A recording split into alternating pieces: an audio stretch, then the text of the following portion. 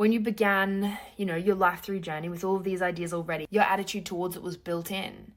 So you either pursued joy, not knowing that you didn't calculate the chance of failure and the cost of it if it comes, or you avoided pain, not knowing that you didn't calculate the chance of success and the cost of it if you had have tried.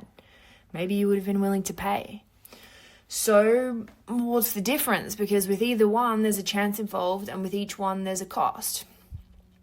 If you were lucky enough to be predisposed to the chase of joy, then you've already learnt that any of its cost of pursuit is always redeemed and far outweighed, insofar that switching to the avoidance of difficulty simply would not make any sense to you at all. And you're probably not even listening to this. But for the rest of you, don't worry. That's a percentage of the population I haven't actually yet confirmed exists. Probably above the age of 2. But what you may be, though, is someone who has achieved this by design, and you're here to reaffirm those ideas because you know what it means to be in control of them, and you have to keep contributing to those ideas all the time to make sure that the ones around you that are coming from other sources don't take precedence.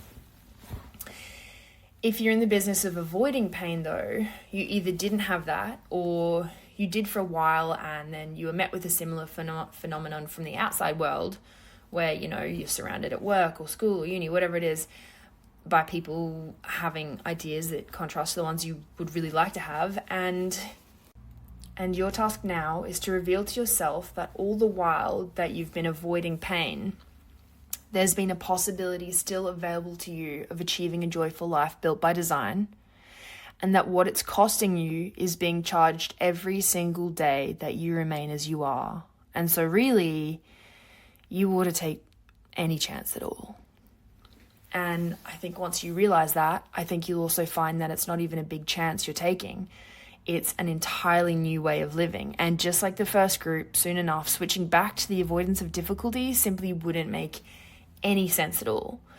I really want to, I'm going to go into this a lot in other episodes, but I just feel like it's just such a strong and important fact to make that it's, well, I guess not fact, but point to make is just that it's not about, it's worth the chance and the risk and the what have you. It's like, no, once you make that pivot, the whole illusion of what you're sacrificing disappears, because none of it actually has a cost when you see how much disproportionately it provides joy, and that those even hiccups along the way, or challenges, or when you're stuck in the mud or whatever, nothing costs what it used to cost you to live the way you were, avoiding the things that you wanted and avoiding pursuing them.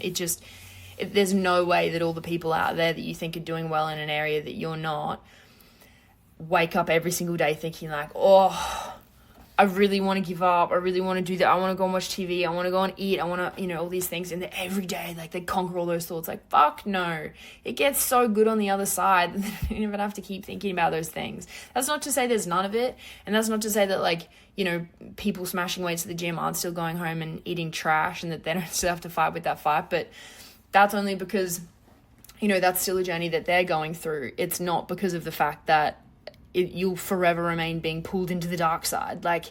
If you really commit to living a certain aspect of your life, which we'll get into way more episodes, but if you commit to living a certain aspect of your life in a certain way to your advantage, to optimize that part of yourself, you will absolutely decide that that's what you want. You will feel when your body wants to move. You'll feel when you want to go out and you want to move. You also feel, even when you think a bit of resistance now, I'm a bit tired, I don't really want to work out.